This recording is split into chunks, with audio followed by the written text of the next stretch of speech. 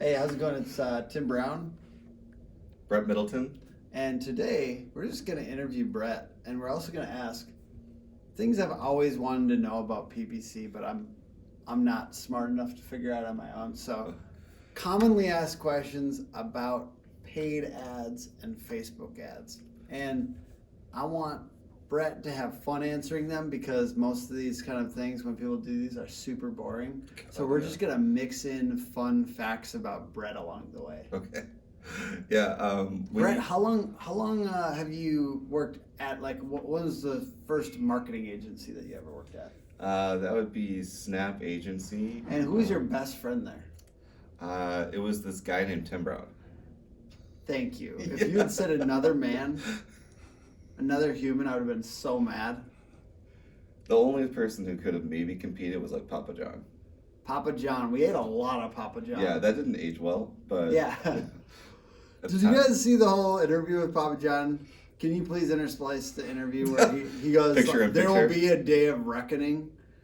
Papa John had an interview where he goes, there will be a day of reckoning. Put it right here. Yeah, okay. Yeah. Just say, and the day of reckoning for PPC, from my point of view, is nigh, which means, hey, PPC has taken over the entire search page when you Google. Yeah. Half the thing is ads, and I don't like it because I'm an organic search guy. Keep watching, it's about to get interesting. Don't stop. So tell me what, because this is what I see. I see, especially for super competitive niches like marketing agencies, it's sometimes a giant waste of money, and it can be for super competitive niches. What makes a good niche? What is a good niche for like something to go after with PPC, and how do you make sure that your business makes sense to do PPC for without spending $20,000? Yeah, it's a great question. So I tend to think that PPC can work really well across multiple niches. Niches? I have no idea. Niche. Niches. Nice. Regardless of your niche.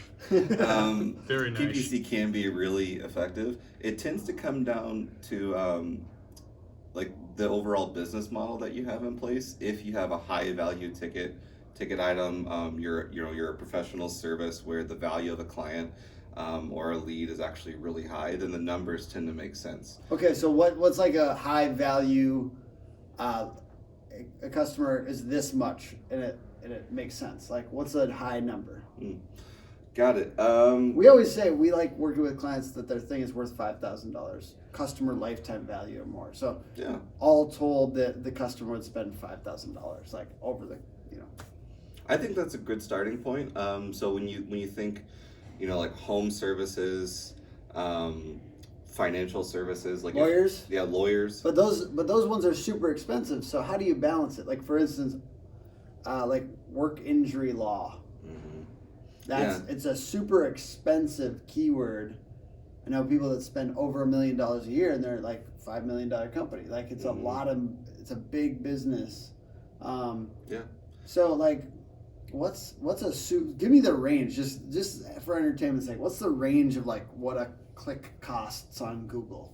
Ooh, I mean, really, it can be. I've seen click costs up to the $60, $70, $80 range. Yep. The majority I've heard of the time, hundreds of dollars. Oh yeah, for some stuff, like especially in law can be really expensive. But then I've had campaigns where you're working on things like bankruptcy lawyers, and those can be very reasonable. It depends on the market, depends on the category of keywords. I tend to think of a high click cost once you start hitting that $20 to $30 range. That tends to be as high as most people will end up having to go. Brett, what do you do for beard care? Ooh, for beard care. For beard care, I let this grow out until it bothers me, and then I shave it back down. Do you have any creams or lotions? I do have beard oil. Beard oil. What's the brand? You're putting me on the spot. I believe it might be Goodfellow. Goodfellow. All right, that's a good brand. I like that. Yeah. I like the body wash. It smells. Oh, the body washes. What's your middle name? Brett. First name's Robert. How dare you? You got catfished. Hi. How'd you do that to me? My dad's name is Robert Bruce Middleton. I'm Robert Brett Middleton. All the men in my family are Robert B. Middleton with a different middle name, and my dad went by Robert, so I've gone by Brett my whole life. Describe your ideal scenario. You have 3 days where you're just like either on an island or in, Love Islands. something delicious where you're just sitting around. Tell me what you'd be doing. I just want to know about you as a human. Okay. Well, I really do like to be alone. I mean, I have kids, so you're hardly ever alone. Yeah. Maybe that's why I value it so much. But if you put me on an island for 3 days, as long as I had a little bit of whiskey, maybe some margaritas, good book, could catch up on some of my TV shows. What would be the island? What type of, where in the world would you want to go? Well, I love Jamaica. Jamaica. Yeah. Is it the marijuana? I've never. Puffa de Smoka? No, I don't know what that is. I love marijuana. I don't smoke it anymore, but it was great. So I've heard it's good, yeah. Hey, question for you. Just a random, we're just bopping around in the fucking spectrum here. My question for you is, what do you think about marijuana as a niche right now? It's just been legalized in a lot of states. Mm-hmm. It's on the come up. There's a lot of startups. There's a lot of marijuana brands. Mm-hmm. What is the future of that niche? I think this is interesting for people. Yeah. And can you do what ads here? We'll bring it back to PPC too. So what do you think of the marijuana niche, and what niches can you not do PPC ads, Google ads, and Facebook ads for? Mm-hmm. What will they not allow you to do it for? All right, now so you're getting into some interesting stuff here. The cannabis industry and adjacencies to cannabis. It's a really great time to be marketing a business around that, and it actually ties in very well more to what you do. The primary opportunities for generating brand awareness and getting in front of customers today with cannabis is on the content side. You cannot do any real like digital advertising across Facebook, Google, the display network, YouTube, Reddit. Can you do those things for alcohol? Yes, but there so are how long limitations. until that changes? That seems like it's a little like old school. Like Federal legalization would probably federal be, legalization. All right, Trump. Yeah. So Into 2020, if you want to get reelected, from what I hear, that would probably help. It's a legalization of cannabis strategy, and clearly, I'd be a great presidential. It would distract a lot of people. That's for sure. Yeah. But the way that people are getting around that a little bit to market beyond organic and content in this industry is working with influencers, working on and even more traditional medias. Can you do paid ads towards influencer content that borders on nothing? Wow. You can't pay. You can't like do like a sponsored post with an influencer. However, you can form a relationship or a partnership with an influencer. Got you. Interesting. So it's kind of like you can't even talk about the fact that you're paying them if you find a way to necessarily. Okay, let's get into other niches that are not. I'm assuming the audience is ADD. Yep. What are the other niches that you can't do ads for? What else can you not do ads for? I'm guessing porn. I'm guessing alcohol for a lot of platforms. That gets really interesting because like with adult content, even if you're marketing like adult toys or like more sensitive things, most of the platforms will have you click a box or fill out something that indicates that you're advertising adult materials, and then they'll limit your deliverability. Sort of the same thing with alcohol. If you're advertising an alcoholic product, there are going to be limitations, but you'll be able to advertise. The one that's really weird right now is PPE. If you're advertising like face masks and things like that, there are rules about how you can do it. You can only run ads if you're trying to actively sell a product. You can only run ads for like the cloth face masks that you might see everywhere that are non-medical. If you're advertising products that are more medical in nature, you're supposed to only be able to run brand ads that are not advertising that products. That seems strange to me, right? It's weird. Because isn't it good that more people have that stuff? Yeah, it's weird. And I've even because they don't want false claims and they can't verify everything. Yeah. Yeah. You can't verify everything. Okay, and then I also, from what I understand, debt. Like, there's things related to debt, and there's more stringent rules around that. Because did you know that debt is the most marketed thing on the planet? Whether it's a home loan or whether it's a car in the form of debt. It's very interesting to me. So, do you know about some of those rules related to like the limitations on debt related products and things? Yes. So I believe all of the ad platforms are actually very sensitive when you're marketing something that deals with financial insecurity or anything. Why do you think that is?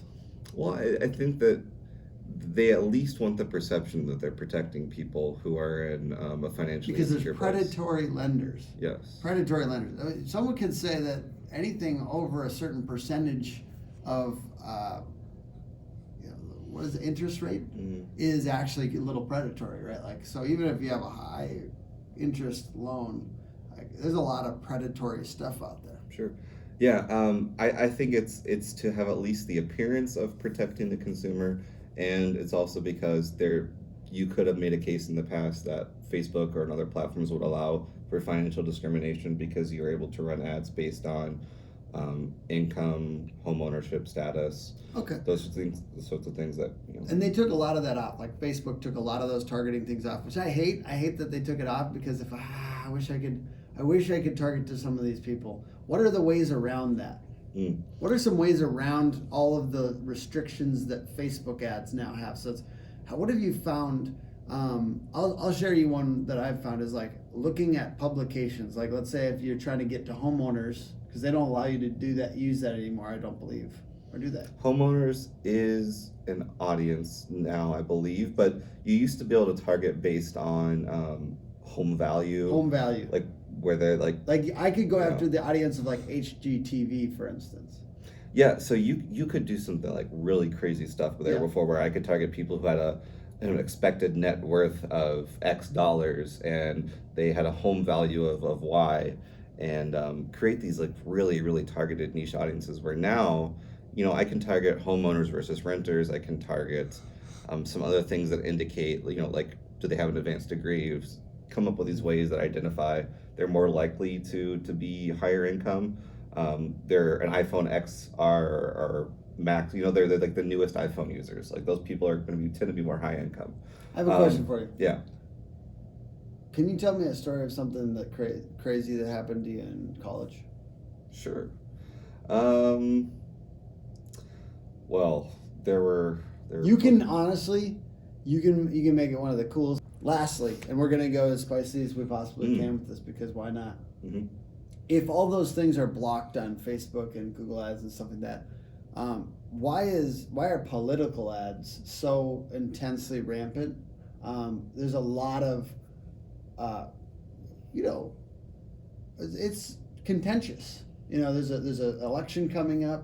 There's some craziness with amazing amounts of Facebook spend, and obviously, Facebook ads had a big situation last election where everyone said, "Hey, the Russians have gotten into this and they've infiltrated, and they're using this to advertise for things to blow up the contentiousness and maybe even help the current president."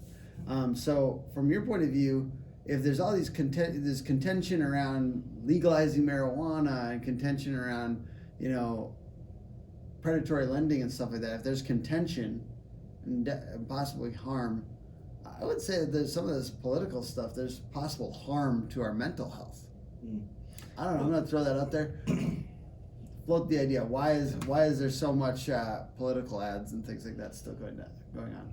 Yeah, I mean, people are going to run political ads more and more. That's never going to stop. But it's shifting more into Facebook and social media because of the way these platforms are built. They're engineered. Their algorithms for delivery are entirely based upon the idea of serving people content that they have indicated they want to see. There's a lot of content out there about Facebook taking part in radicalizing more people. Like, it actively drives people more towards the left or more towards the right. Because you get in your bubble. Yeah. But there's a bunch of brands boycotting Facebook ads because they won't take off Trump ads. Mm-hmm. There's a bunch of brands saying that. So those, there's a lot of contention for those people. Is that ever going to drive Facebook to stop doing political ads, or is the money on the political ads too big? Facebook doesn't really seem to be interested in stopping things like this. I did just recently see something about a political fact-checking thing that Facebook is doing, where I think they're taking small steps. Yeah. But I mean, it's all about business, so they're going to continue to serve political ads. And my last question for you, I'm sorry, I'm just cutting you off because I want to make this quick, punchy, and interesting. I'm wondering, from your point of view, as the election gets closer and the spend goes up for political ads on Facebook, is that going to negatively affect brands that are trying to spend money, but they're competing for the same inventory? So would you say that ads are going to get significantly more expensive? I've already seen them go up since COVID, the lockdown. The ad clicks were so cheap when everyone stopped spending. They're so cheap, so you could get a ton of cheap inventory. And then I've talked to business owners that have said, all right, it's getting more expensive. I was playing with it for a little while, but now it's less fun. It's less fun. So towards the election, is it going to become way less fun for business owners to do their ads? Well, that's kind of an unpredictable thing to figure out, because there's millions and millions of dollars of spend on both sides. Exactly. I mean, potentially, Bloomberg was spending $1 million a day. Yeah. Well, with these two candidates, we've never seen a Trump re-election cycle before. We've never seen an election cycle of advertising run during a pandemic. That guy loves advertising. I mean, he loves making weird little commercials and putting them on his Twitter. I'm guessing he'll use Facebook to get some of that out there. There is going to be a ton, and it is a good question, because as more people are competing for inventory, the cost of advertising does go up. I have a feeling that most advertisers will not notice it, but it is something to take into account, where you may be better off being very careful with your dollars in the next couple of months pre-election, and then after election, stepping it up. And possibly looking for places that you can spend where political ads aren't going as heavy. Shift some money to Google ads or to more local mediums. Awesome. Thank you so much, Brett. Yeah.